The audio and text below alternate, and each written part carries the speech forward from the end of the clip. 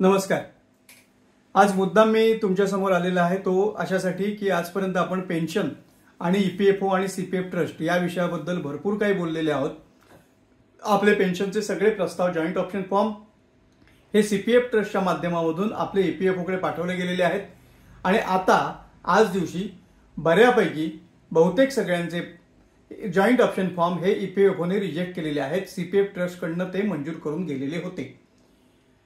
आपल्या पगारामधून साधारणपणे 12 आणि कंपनीचा वाटा 12 अशा प्रकारे 20 ते 25% रक्कम ही सातत्याने आपण सीपीएफ ट्रस्टकडे जमा करत राहिलो आणि या सगळ्या पैशांवरती आपल्या कष्टाच्या आणि घामाच्या पैशांवर सीपीएफ ट्रस्टमध्ये आपण पैसे जमा करत होतो आणि त्याच्यावरतीच सीपीएफ ट्रस्ट व्यवस्थित चालावा, त्या ट्रस्टने व्याज मिळवावं, या व्याजाचा आपला जो वाटा आहे केंद्र सरकारने निर्धारित केल्याप्रमाणे तो आपल्याला द्यावा आणि सीपीएफ ट्रस्टचं कामकाज व्यवस्थित चालावं यासाठी जे ट्रस्टी मंडळ होतं त्यामध्ये आपल्या सर्व मान्यताप्राप्त संघटनांचे प्रतिनिधी देखील ट्रस्टी म्हणून होते आणि यामुळे आपण सीपीएफ ट्रस्टच्या कामकाजाकडे जास्त काही फार बघत नव्हतो।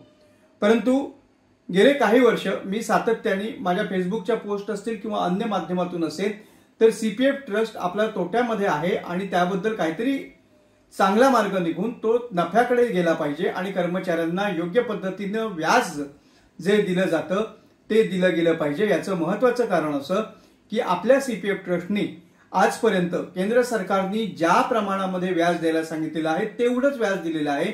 ॲज गुड ॲज त्याच वेळेला अन्य कंपन्यांचे जे सीपीएफ ट्रस्ट आहेत त्यामध्ये सरकारी महामंडळ आहेत, बिर्ला सारख्या कंपन्या आहेत, टाटा सारख्या काही कंपन्या आहेत, यांनी उत्तम प्रकारे गुंतवणूक करून त्यामधून पैसे मिळवून साधारणपणे 0.5% पर्यंतचं जास्त व्याज हे आपल्या कर्मचाऱ्यांना दिलेलं आहे। म्हणजेच साधारणपणे 8.10% जर का व्याजाचा दर शासनाने निर्धारित केलेला असेल तर त्यांनी 8.50 पर्यंत सुद्धा काही लोकांनी व्याज दिलेलं आहे।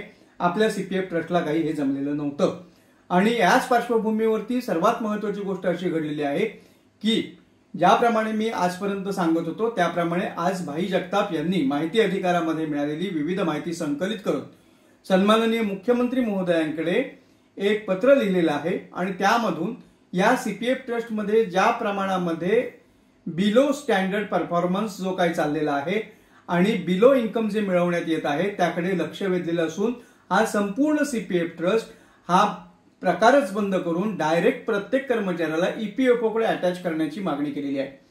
माझ्या मते ही मागणी 25 वर्षापूर्वी जर का ही मान्य झाली असती किंवा केली असती तर आज आम्हाला पेन्शनसाठी झगडावं लागलं नसतं, कारण आम्ही ऑटोमॅटिकली ईपीएफओचे मेंबर असतो आणि आमच्या वेतनाच्या प्रमाणामध्येच आम्हाला ईपीएफओचं पेन्शन सुरू झालं असतं। आज जे आम्हाला 15,000 सिलिंग प्रमाणे आता सर्वात जास्ती पेन्शन पोहोचलेलं आहे 4,800 रुपयापर्यंत आणि आपल्याकडे मिनिमम पेन्शनवाले अनेक लोक आहेत हे आपल्याला माहितीच आहे। 10 वर्षापूर्वी 15 वर्षापूर्वी ज्यांना 15-20 लाख रुपये अगदी भरपूर वाटत होते त्यांची आजची परिस्थिती आपण पाहिली तर त्यांचं ना व्याजामध्ये भागत ना त्यांच्याकडे मुद्दल शिल्लक आहे। अशा प्रकारची परिस्थिती महाराष्ट्रभर कष्टानं लोकांच्यासाठी रात्रंदिवस वारा वादळामध्ये पावसामध्ये काम करून वीज कामगारांनी जे पगार मिळवले त्या पगारातले हे पैसे आहेत आणि हे आपण सक्षमपणे वाढवायला पाहिजे होते। हे ट्रस्ट कायम वर्धिष्णू राहायला पाहिजे होता, परंतु आज परिस्थिती फारच बिकट झालेली आहे आणि या परिस्थितीकडे फक्त मी लक्ष वेधतोय।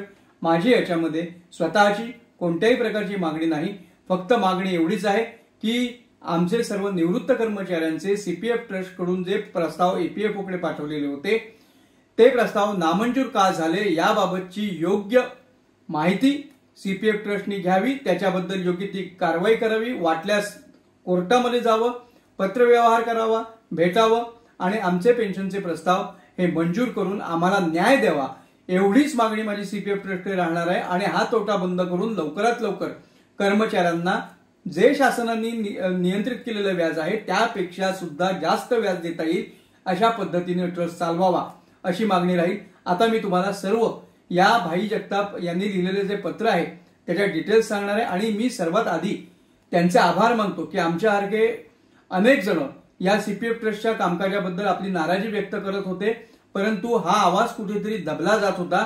आज त्यांनी मुख्यमंत्री त्याचप्रमाणे आपल्या एमएससीबीचे चेअरमन आहेत त्यांच्याकडे पत्र लिहून हा ट्रस्ट बरखास्त करण्याची मागणी अत्यंत आग्रहाने केलेली आहे आणि हे पत्र आणि त्याचा मतितार्थ मी तुम्हाला मराठीमध्ये सांगत जाणार आहे।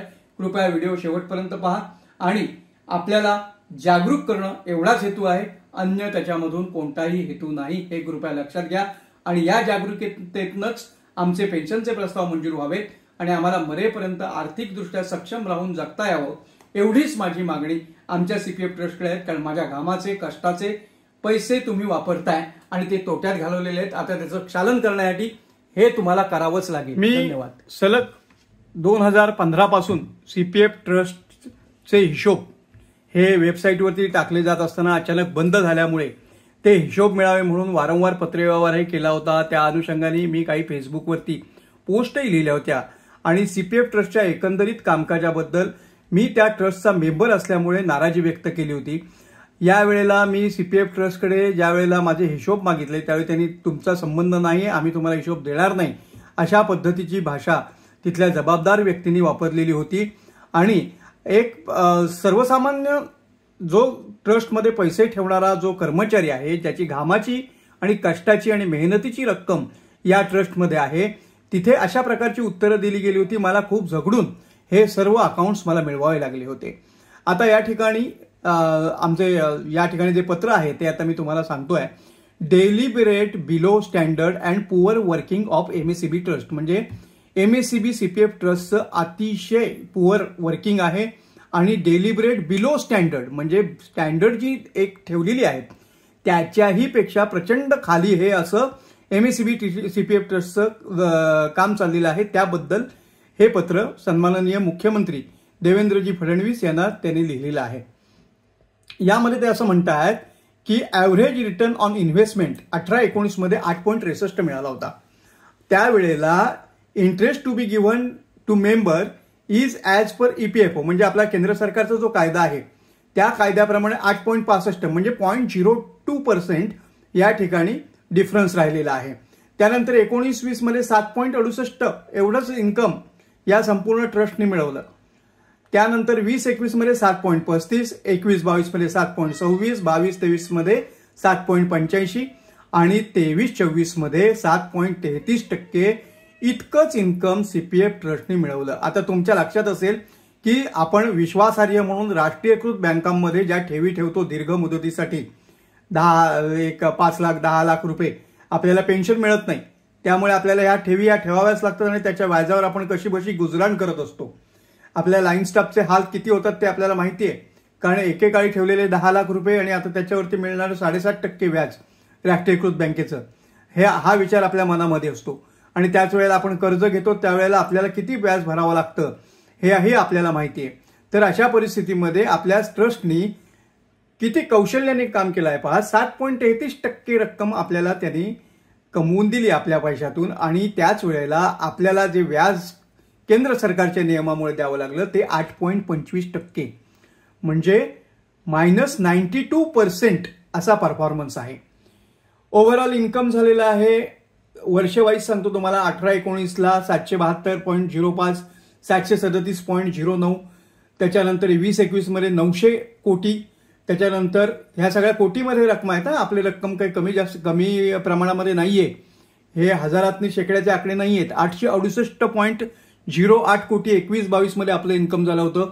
22-23 मध्ये 961.27 कोटी इन्कम झालं होतं आणि 23-24 मध्ये 1109.82 कोटी एवढं आपलं उत्पन्न झालं होतं. आणि त्याच्या अगेन्स्ट आपल्याला खर्च येतो तो म्हणजे आपल्याला जे व्याज दरवर्षी जमा करावं लागतं आपल्या खात्यावरती त्याची रक्कम आहे. पहिल्या वर्षी 15.88% तोट्यामध्ये 787.93 कोटी रुपये खर्च, दुसऱ्या वर्षी 61.87 कोटी रुपये तोट्यामध्ये 798.96 एवढा खर्च केलेला आहे. 1035.45 कोटी रुपये खर्च केलेला आहे 20-21 मध्ये. 134 कोटी रुपये तब्बल तोटा 20-21 मध्ये. आणि तुम्ही विचार करा 134 कोटी रुपये तोटा हा सीपीएफ ट्रस्टनी आपल्या गुंतवणुकीमध्ये आपल्याला करून दाखवलेला आहे. 21-22 मध्ये वजा 34.39 एवढं कोटी रुपये आपलं नुकसान झालेलं आहे. 902 कोटी रुपये एक्सपेंडिचर झालेला आहे. 22-23 मध्ये आपला खर्च झालेला आहे 1140.55 कोटी रुपये आणि इन्कम मिळालेला आहे 961.27 कोटी, म्हणजेच 179.28 कोटी रुपये आपला तोटा आहे. आणि आता 23-24 मध्ये आपण आता तोट्याची मर्यादा गाठलेली आहे. 1109 कोटी रुपये आपलं इन्कम आहे आणि 1177 कोटी रुपये आपला खर्च आहे. 67 कोटी रुपये आत्ता तोटा आपल्याकडे आहे.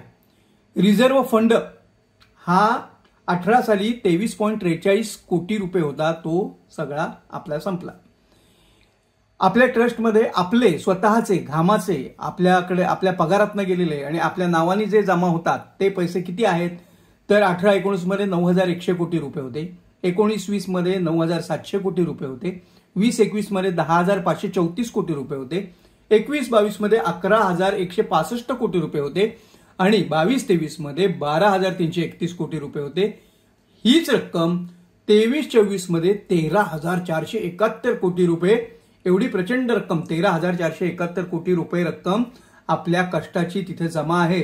आणि त्याच्यामधले इन्व्हेस्टमेंट वगैरे सगळं करून व्याज वगैरे जाऊन हे सगळं होऊन सुद्धा आपल्या लोकांनी क्लेम केलेले नाहीत, आपल्या लोकांनी पैसे नेलेले नाहीत, बिनव्याजी पडलेले आहेत, असे 70 कोटी रुपये आपल्याकडे आहेत, ट्रस्टमध्ये आहेत. म्हणजे या 70 कोटी रुपयावरती कोणत्याही प्रकारचं व्याज सीपीएफ ट्रस्ट कर्मचाऱ्याला देत नाही, कारण 3 वर्षानंतर तुम्हाला सर्वांना माहिती आहे की इनएक्टिव्ह अकाउंट होतो. एक्स एम्प्लॉई फंड जो आहे तो आहे म्हणजे माजी कर्मचारी जे माझ्यासारखे निवृत्त कर्मचारी आहेत त्यांच्यासाठी जो फंड आहे तो 36.86 कोटी रुपये आत्ता ह्या दिवसाला आहे. हे सगळे आकडे तुम्हाला समोर मला वाटतं दिसत आहेत स्क्रीनवरती. MSB CPF trust is making loss every year from 18-19 to 23-24 आणि टोटल लॉस इज रुपये 493.92 कोटी रुपयाचा तोटा आहे. Average return on income is less than disbursed interest to the members. Most of our employee societies म्हणजे आपल्या ज्या कामगार पतसंस्था आहेत त्या 9% फिक्स डिपॉझिट वरती व्याज देत आहेत आणि अशा परिस्थितीमध्ये सीपीएफ ट्रस्टनी हे व्याज देण्यामध्ये मिळवण्यामध्ये का कुचराई केलेली आहे असा प्रश्न त्याच्यामध्ये विचारलेला आहे. रिझर्व्ह फंड 31/3/18 रोजी बॅलन्स शीटला 23.43 कोटी रुपये होता आणि 18-19 balance reserve fund amount utilise for loss recovery म्हणजे लॉस भरून काढण्यासाठी हा जो रिझर्व्ह फंड होता हा सुद्धा वापरून झालेला आहे.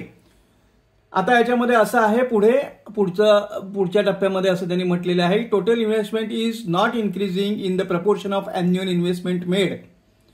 टोटल इन्व्हेस्टमेंट आता किती आहे तर 2,754 कोटी रुपये फक्त इन्व्हेस्टमेंट आहे आणि आपली मूळ जमा झालेली रक्कम किती आहे 13,471 कोटी आणि ही जी टोटल इन्व्हेस्टमेंट आहे ही कुठेतरी कमी होते असं यांचं म्हणणं आहे.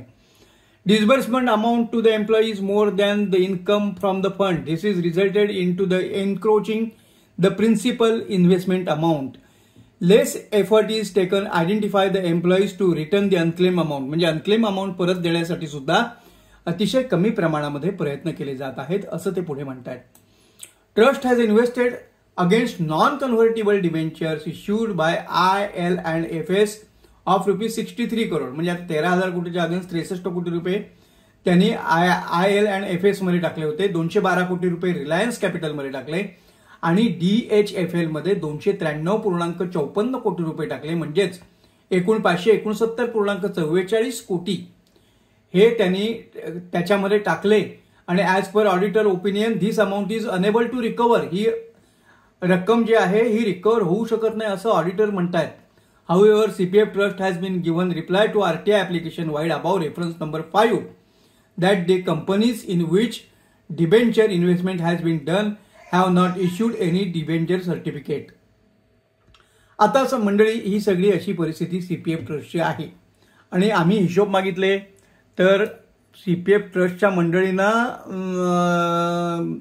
वाईट वाटतं पण आमच्या सर्वांच्या कष्टाचे आणि घामाचे पैसे आहेत आणि आजपर्यंत आम्ही हे सगळं ऐकत आलोय नुसतं की कर्मचाऱ्यांच्या घामाचे पैसे एखाद्या कंपनीचं एखाद्या कुठल्या तरी गिरणीचा एखादा मालक किंवा एखादा कोणीतरी घेऊन गेला वगैरे वगैरे वगैरे वगैरे वगैरे. आणि ही वेळ आज एक शासकीय महामंडळ असलेल्या MSB कर्मचाऱ्यांच्या सीपीएफ ट्रस्टच्या बाबतीमध्ये येत असेल तर अतिशय विचार करण्यासारखी गोष्ट आहे. आणि हे जे आपले सर्व कर्मचारी आहेत त्यांचे घामाचे आणि कष्टाचे पैसे हे सुरक्षित राहावेत यासाठी आणि आपल्याला सर्वात महत्त्वाचा भाग जो आहे की आपण ही सर्व भविष्य निर्वाह निधी योजना आहे म्हणजे आपण ही सर्व गुंतवणूक जी केलेली आहे ही भविष्यासाठी आहे आणि आपलं भविष्य जे वर्किंग एम्प्लॉई आहेत, जे अगदी नुकते लागलेले आहेत, कोणीही असू देत, यांना सुद्धा मी आता आठवणीने मी याच्यामध्ये लक्ष घालावं अशी मी विनंती करीन. आणि जे कोणी अर्थातच याला जबाबदार आहेत त्यांच्यावरती भाई जगताप साहेबांनी मागणी केलेली आहे की abolish the current board of CPF trust and attached it with EPFO. म्हणजे ही अतिशय चांगली मागणी केलेली आहे की हा जो स्वतंत्र ट्रस्ट केलेला आहे ना, हाच तुम्ही अबॉलिश करून टाका आणि डायरेक्ट ईपीएफओ मध्ये या लोकांचे, आमच्या सगळ्या कर्मचाऱ्यांचे पैसे देऊन टाका. हे झालं असतं तर आम्हाला आज पेन्शनसाठी झगडायलाच लागलं नसतं. म्हणजे आपल्या लक्षात येतं की हा ट्रस्ट हा कशा प्रकारे आपल्या प्रत्येक गोष्टीमध्ये आडकाठी बनून राहिलेला आहे. Reconstitute the board of with competent member till the attachment to EPFO. म्हणजे ह्या बोर्डाचं संपूर्ण तुम्ही पुनर्रचना करा आणि ईपीएफओला देईपर्यंत. Appoint committee to investigate why MSCB CPF trust is in loss to provide the solutions. आतापर्यंत तोटा का झाला आणि आता पुढे भविष्यामध्ये याला सावरण्यासाठी काय करता येईल याच्यासाठी एक कमिटी नेमा अशी मागणी केलेली आहे. आणि FIR आणि start legal proceeding against the culprit to recover the losses. म्हणजे हे सगळे लॉसेस झालेले आहेत हे वसूल करण्यासाठी कायदेशीर कारवाई करा, FIR करा, अशा प्रकारची मागणी या ठिकाणी केलेली आहे. मित्रांनो, एक